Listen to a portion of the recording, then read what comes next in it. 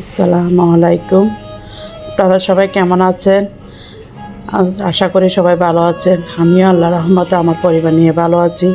আমি অনেক দিন পরে আবার নিয়ে আসছি আপনাদের জন্য একটা রেসিপি নিয়ে হাজির হলাম। আপনারা সবাই আমাকে অনেক মনে হয় মিস করতেছেন, আমিও সবাইকে অনেক মিস করতেছি। দেখুন আমার আজকে রেসিপিটা সবাই ভালো করে দেখবেন। দেখুন আমি আজকে একটা গরুর মাংসের রেসিপি নিয়ে আসছি। গরুর মাংসের রেসিপিটা সবাই দেখেন।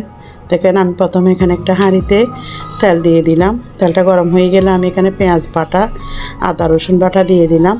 এবার এগুলো যখন নরম হয়ে যাবে তখন আমি এক এক করে সব মশলা দিয়ে দিব। দেখেন আপনারা সবাই কেমন আছেন? সবাই মনে হয় অনেক ভালো আছেন। অনেক দিন পর আসলাম, দীর্ঘ মনে হয় 2 বছর হয়ে গেল মনে হয় আমি কোনো রেসিপি দিই নাই। আসলে এতদিন একটু ঝামেলার কারণে আমি রেসিপি দিতে পারি নাই। এখন চেষ্টা করব প্রতিদিন আপনাদের সঙ্গে একটা রেসিপি নিয়ে আসা এখন সবার সামনে আসার চেষ্টা করব রেসিপি নিয়ে। আপনারা সবাই ভালো আছেন, আমার জন্য সবাই দোয়া করবেন, আমার পরিবারের জন্য সবাই দোয়া করবেন।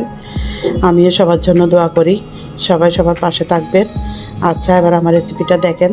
এখানে আমি এখন গরম মশলাগুলো দিয়ে দিলাম, তেজপাতা, লং, এলাচি, দারচিনি সব কিছু দিয়ে দিলাম। এবার এক এক করে আমি মশলাগুলো দিয়ে দিব। লবণ দিয়ে দিলাম। লবণ দেওয়ার পর আমি আর যা যা লাগে সব দিব। দেখুন এটা হচ্ছে ধনিয়া গুঁড়া 2 চামচ দিয়ে দিব। তারপর জিরা গুঁড়া দিয়ে দিব 2 চামচ দিয়ে আমি এবার হলুদের গুঁড়া দিয়ে দিলাম। তারপরে মরিচের গুঁড়াও দিয়ে দিব। দিয়ে আমি এগুলো ভালো করে কষিয়ে তারপর মাংসটা দিয়ে রান্না করে দেখাবো। আমার রেসিপিগুলো কেমন লাগে সবাই আমাকে জানাবেন কমেন্টের মাধ্যমে। আর সবাই সবার ভিডিও দেখবেন, আমিও সবার ভিডিও দেখবো এখন থেকে। আর সবাই সবার সাথে থাকবেন, সবাই সবার জন্য দোয়া করবেন। এটাই সবার চাওয়া, সবাই এগিয়ে যাক, এটাই তো চাই। আপনারাও সবাইকে দেখবেন। আচ্ছা এবার আমার রেসিপিটা সবাই উপভোগ করুন। দেখুন আমি এবার ভালো করে এটা কষিয়ে নিব। কষিয়ে নেওয়ার পর তারপরে মাংসটা দিয়ে আমি রান্নাটা করে আপনাদেরকে দেখাচ্ছি। আমি এই গরুর মাংসের রেসিপিটা আগেও দিয়েছিলাম, এখন আবার দিচ্ছি। আস্তে আস্তে নতুন নতুন রেসিপি নিয়ে আসবো, সবার থেকে ভালো লাগবে।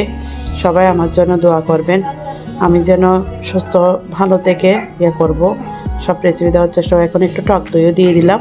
টক দই দেওয়ার পর আমি গরুর মাংসটাও দিয়ে ভালো করে কষিয়ে রান্নাটা করে আপনাদেরকে দেখাচ্ছি। কেমন লাগে আমাকে সবাই জানাবেন। আর আমি কাউকে এখনও করি নেই, সবাই আমার চ্যানেলে সাবস্ক্রাইব করা আছে। আমি কারো সাবস্ক্রাইবগুলো কাটিও নেই, আছে। আমি দেখবো এখান থেকে রেগুলার আপনাদের ভিডিও। আপনারাও আমার ভিডিও দেখার চেষ্টা করবেন। আর কেমন লাগে আমাকে জানাবেন। আমার ছেলেদের জন্য দোয়া করবেন, আমার জন্য, আমার স্বামীর জন্য, আমার পরিবারের জন্য সবাই দোয়া করবেন। আমিও সবার জন্য দোয়া করি। এখন তো দেশের পরিস্থিতি তেমন ভালোও না। আর 2 বছর ধরে আমি কোনো ভিডিও দিয়ে দেওয়ার ইচ্ছা করতেছিল না। এখন আবার আমার হাজব্যান্ড আমাকে রিকোয়েস্ট করতেছে, সেই জন্য আবার আমি নতুন করে আবার রেসিপি নিয়ে আসতেছি আপনাদের সামনে। কেমন লাগে আমাকে সবাই জানাবেন।